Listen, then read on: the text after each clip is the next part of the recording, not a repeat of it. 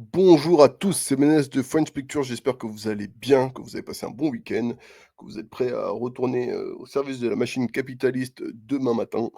Pour ma part, on est là, on va parler de Bref, saison 2 et des Tuches 5, les 2 gros phénomènes, français du moment.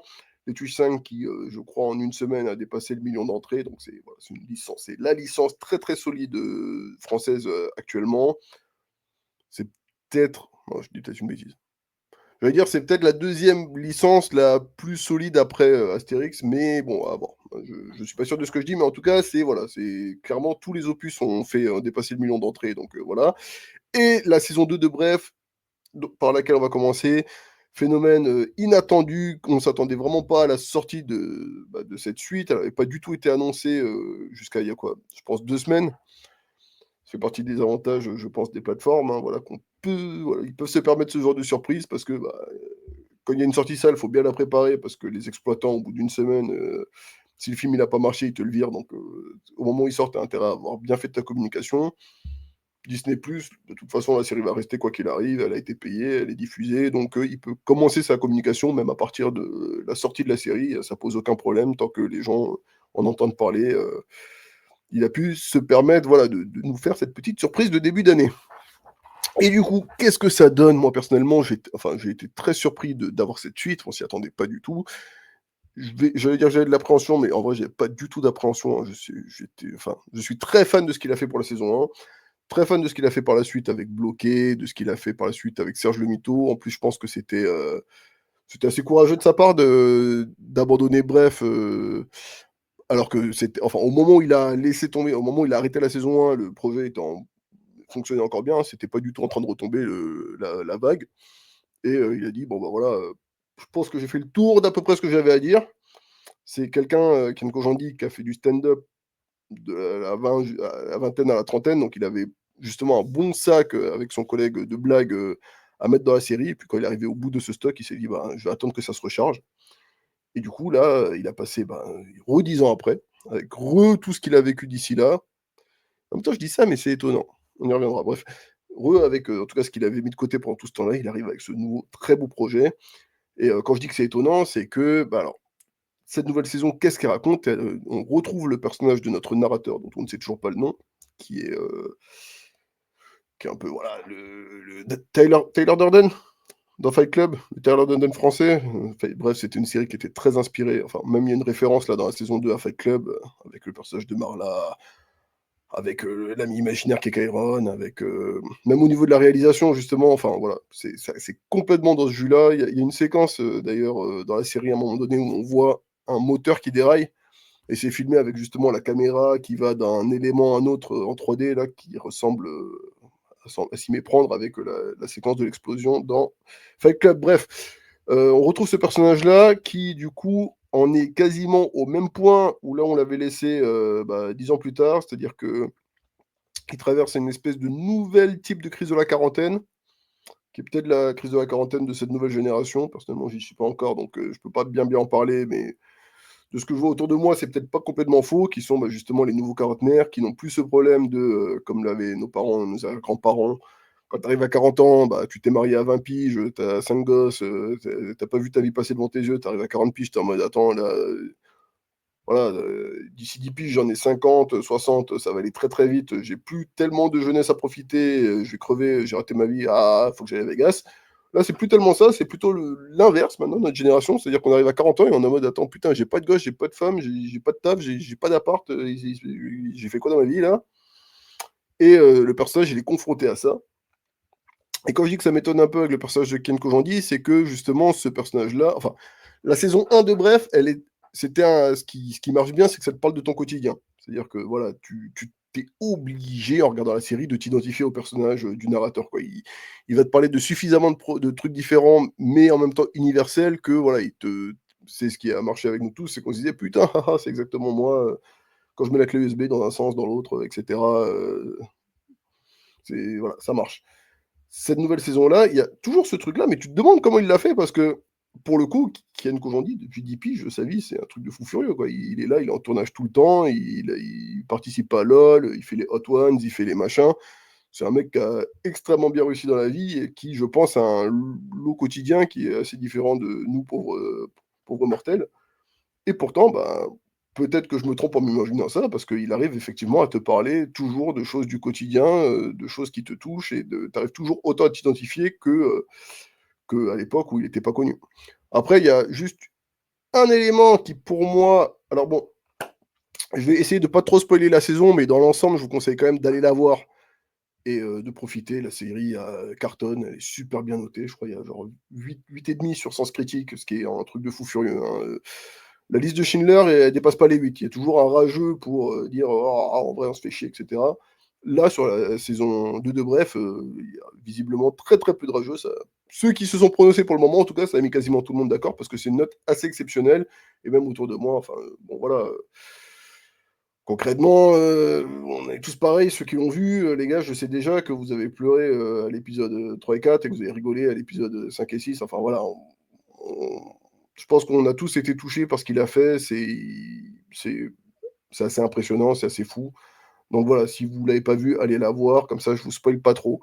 Mais du coup, pour revenir à ce que je disais juste avant, un des seuls éléments dans cette nouvelle saison qui m'a un peu surpris dans sa façon de l'aborder, c'est la question de bon, je spoil du coup un tout petit peu, mais dans cette saison-là, il a un film qui a été réalisé par son ex, donc la fille de la saison 1, celle de l'épisode 1, j'ai dragué cette film, qui est jouée par Alice David, qui s'appelle Sarah, et qui a réalisé un film, dans lequel on le voit lui.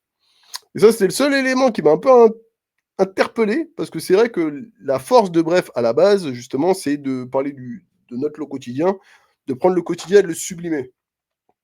C'est-à-dire, tu regardes Bref, c'est vraiment des trucs de la vie de tous les jours, mais dans lequel il va pousser la métaphore avec c'est une série qui, visiblement, en tout cas à l'époque et même maintenant, a un budget assez confortable, ou en tout cas le budget qui était nécessaire, qui te permet de, voilà, à un moment donné, bah, il y a une métaphore, la métaphore la plus notable, c'est celle qui est autour du cancer, à un moment donné dans la série, où là, pour le coup, on est carrément dans un film de science-fiction. Bon, là, c'est très impressionnant, mais dans tout, bref, ça a toujours été ça. Tu avais des métaphores où il va te mettre, je sais pas moi, il va incarner un personnage qui va incarner quelque chose. Par exemple, il y avait la solitude, c'était un mec, c'était Monsieur la solitude qui est toujours là.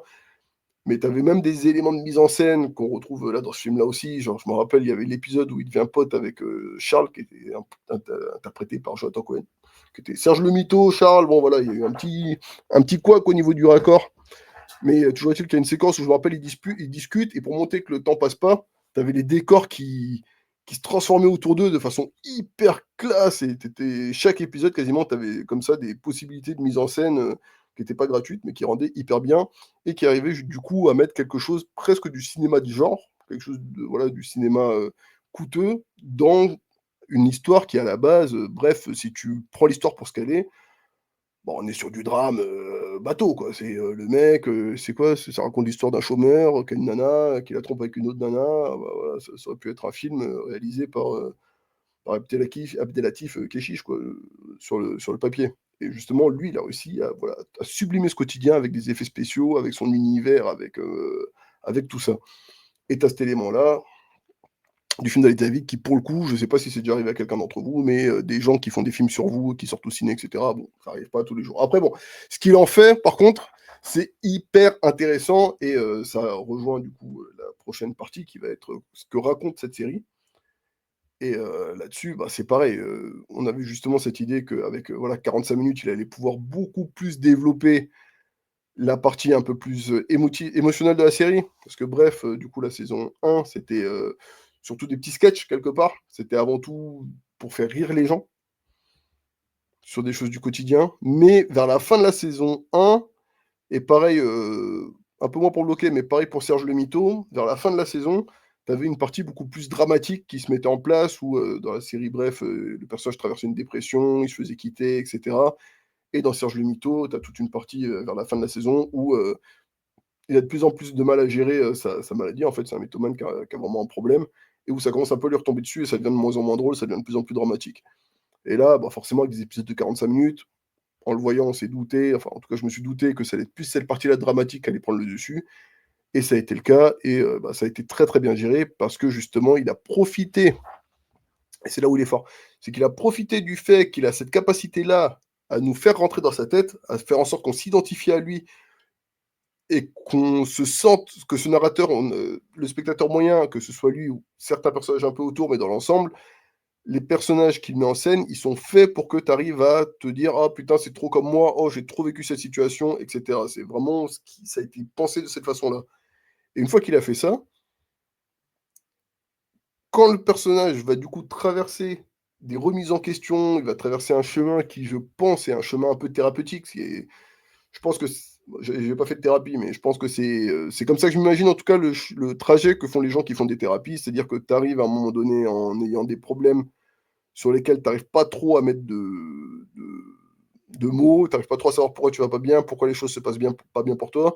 Et au fur et à mesure, à force de, voilà, de discuter, à force de te remettre en question, de prendre les choses sous un autre angle que celui que tu as l'habitude d'avoir, et ben, tu découvres que telle chose viennent d'un problème ou d'un autre. Enfin voilà, tu fais ce trajet-là. Et là, je trouvais ça très fort parce que je pense qu'il a réussi tous à nous faire nous identifier, à tous nous faire remettre en question notre rapport à la vie, notre rapport aux autres, notre rapport à nous-mêmes. C'est fort quand même. Non, j'étais impressionné.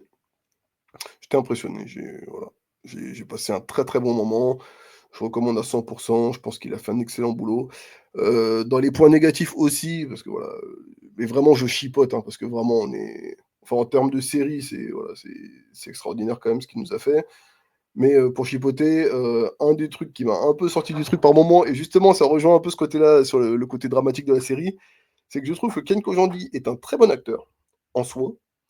C'est-à-dire qu'il y a des registres dans lesquels il est très, très bon, notamment même au niveau de la subtilité des émotions, mais justement plus des émotions discrètes. C'est-à-dire, voilà, il va te jouer, voilà, le mec qui sait pas trop comment il va dire, ce qu'il va dire parce qu'il est gêné et cetera. Tout ce qui est un peu subtil, il est très, très bon. Mais alors pour tout ce qui est un peu plus démonstratif, c'est-à-dire tous les moments où il s'énerve, il pleure, il crie et cetera, là on y est un peu moins, je trouve. Il y en a qui sont très, très bons dans ce registre-là, surtout, dans les acteurs français. On a vraiment toute une panoplie d'acteurs qui adorent, se rouler par terre et crier et pleurer et cetera. Lui, c'est pas du tout son truc. Enfin, c'est comme ça que je l'ai ressenti. Vous me direz dans les commentaires si vous êtes pas d'accord avec moi, mais je trouve que et c'est un peu dommage parce que du coup, je sais pas, peut-être qu'il a l'air trop sympa ou je sais pas, il y a un truc qui fait que quand il est censé montrer une autre facette de la personnalité du narrateur, je trouve que son jeu n'arrive pas bien, parfaitement à suivre ce qu'il essaye d'exprimer. Enfin, tu le comprends, tu es pris dedans et voilà, tu acceptes, mais je trouve qu'il n'a pas un jeu à la hauteur de ce qu'il essaie de donner sur ces moments-là. Tac, tac, tac. Voilà, honnêtement, c'est à peu près tout ce que j'ai à dire en négatif. Voilà, c'est très bien joué. Je sais pas quoi ajouter d'autre. Ah si, il y a un détail aussi qui m'a justement marqué dans le positif pour le coup, c'est la capacité qu'il a à jongler entre les passages comiques et justement les passages émouvants. C'est assez ouf parce que tu es vraiment d'une seconde à l'autre, au moment de la série, peut-être pas d'une seconde à l'autre, mais en l'espace de peut-être 20 secondes, il te fait passer d'un éclat de rire à des larmes qui coulent sur tes joues, tu re-rigoles après, tu te remets à pleurer, enfin c'est quelque chose que j'avais jamais vu, je crois, avant. J'ai pas souvenir comme ça, même moi qui aime bien un peu les drames et tout, des trucs un peu, style This Is Us ou les séries comme ça, un peu sur l'émotionnel et tout, ou même dans les films, j'ai pas souvenir d'avoir eu un film qui arrivait à jongler autant et de façon aussi habile entre justement les passages un peu fun et les passages extrêmement dramatiques, extrêmement touchants. Donc voilà, grand bravo à Ken Kojandi, t'es un génie, continue comme ça, heu, réussite sur toute la ligne. Maintenant, on va passer à l'autre événement, de ce début d'année, les Tuches 5 du coup. Tu peux faire, attends, je vais faire une imitation de Jeff Tuche. Vous êtes prêts? Non, je vais pas la faire. Ah non, ouais, non, ouais, je la ferai après. Allez, je la fais en fin de vidéo. Restez bien jusqu'à la fin. À la fin de la vidéo, je vais vous faire une imitation de Jeff Tuch. Voilà. Cinquième opus. Et pour le coup, je le disais tout à l'heure, c'est un peu l'exact inverse de ce qu'a fait Bref, c'est-à-dire que Bref, on sent qu'il a mis 10 piges parce qu'il avait besoin de maturer et qu'il est arrivé à le faire que quand il estimait qu'il avait suffisamment de choses à dire. Les Tuches, c'est un peu l'exact inverse, c'est-à-dire qu'on sent qu'ils ont fait la suite dans une optique capitaliste. J'ai pas peur de ce mot, j'ai pas peur du mot, et qu'il a absolument rien à raconter de plus sur cette famille qu'on ne savait pas déjà avant, quoi. D'ailleurs, le réalisateur, à la base, c'est un film, enfin, les 4 premiers opus ont été réalisés par Olivier Barou, qui s'est barré du coup, et maintenant c'est Jean-Paul Rouve qui réalise. Jean-Paul Rouve d'ailleurs qui est excellent dans la série Bref, qui est excellent aussi, qui est un excellent acteur. Ça, là-dessus j'ai pas de souci. Mais là sur cette réalisation, je suis désolé. Pour moi, c'est vraiment pour le coup un peu l'exact inverse, c'est-à-dire c'est un échec assez cuisant. Je suis assez fan aussi des Tuches. Il y a le 3 qui, pour moi, le 1, pour moi, c'est un super film. Le côté, justement, tu as un côté très très drôle, très très absurde, vraiment comédie française de base, qui joue un peu sur les différentes classes sociales, etc. Voilà, on est ce qu'on a l'habitude de voir. Mais qui, par-dessus, il y avait un peu une bonne intrigue. Il y avait des personnages hyper forts, hyper touchants. Et là, c'est le premier opus, il y avait cette intrigue justement autour du fait que voilà, ils se retrouvent avec une masse d'argent à gérer, qu'ils ne savent pas le gérer, et il y a tout un enjeu sur est-ce qu'ils vont réussir à le gérer ou est-ce qu'ils vont le perdre, et ils passent à ça de le perdre. Saison 2, pareil, t'as tout un. En fait, c'est ça que j'ai bien aimé dans les épisodes et qui manque dans celui-là. C'est-à-dire que dans tous les Tuches, justement, un peu à part le 3 et encore, t'avais à la fois des sketchs autour justement des Tuches et de leur attitude et compagnie, et t'avais à chaque fois une espèce d'intrigue centrale qui était quand même assez prenante. C'est-à-dire dans la saison 1, c'était voilà, enfin dans le premier opus, c'était est-ce qu'ils avaient réussi à garder leur argent. Dans le deuxième, ils partent aux États-Unis, tu as Jeff Tuch qui commence à vouloir monter un business de chirurgie esthétique, mais qui commence à se prendre pour quelqu'un, du coup il perd un peu sa famille, c'était assez touchant aussi. Dans le 3, bon, là ça déconnait un peu plus parce que c'était plus un film concept quand même sur qu'est-ce que ferait un Jeff Tuch à l'Élysée. Donc il y avait moins d'intrigue, mais il y avait quand même tout un truc avec Angela Merkel, justement, je crois. Je me rappelle plus, ça fait un peu longtemps que je l'ai vu, mais qui quand même arrivait à faire quelque chose, mais pour moi, justement, c'était le plus faible. Et le 4, c'était un film de Noël, donc déjà, ça, c'était cool comme idée. Et il y avait tout un truc autour d'une usine qui devait fermer, je sais plus exactement aussi, mais voilà, je trouvais qu'à chaque fois, il y avait ce fil directeur. Et là, dans ce film-là, donc, on va suivre la famille Tuche, qui part en Angleterre pour rencontrer la famille royale. Et c'est tout, en fait. Il est censé avoir une intrigue autour du petit-fils de Jeff Tuche, dont j'ai oublié le nom, honnêtement, je me rappelle que Jeff Tuch, le reste de la famille, je ne me rappelle pas leur nom.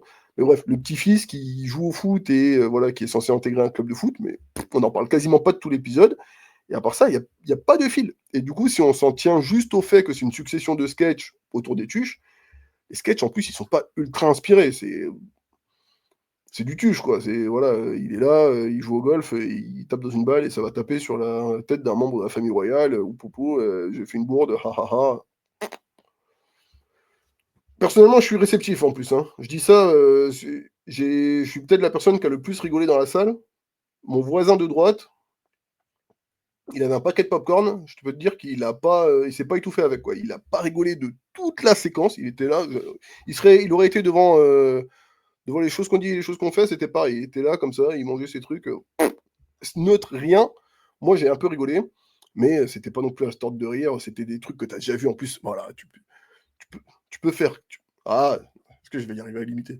Tu peux, tu peux, tu peux faire 15 films tuches, mais attends, ok, attends, c'est bon, attends, je me chauffe, attends. Jeff Tuche, je suis Jeff Tuche. Non, bon, ok, bon, j'y arriverai pas. Ok, bon, je l'ai pas. Ciao, on oublie, on oublie. Tu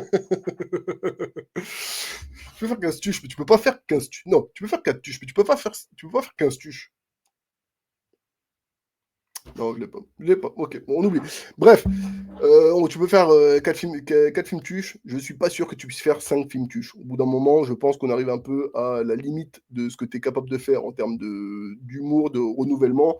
Et je pense que c'est aussi pour ça qu'Olivier Barou, c'est Olivier Barrier, parce que il avait plus rien à dire. Et dans ce que j'ai vu, c'était un peu le.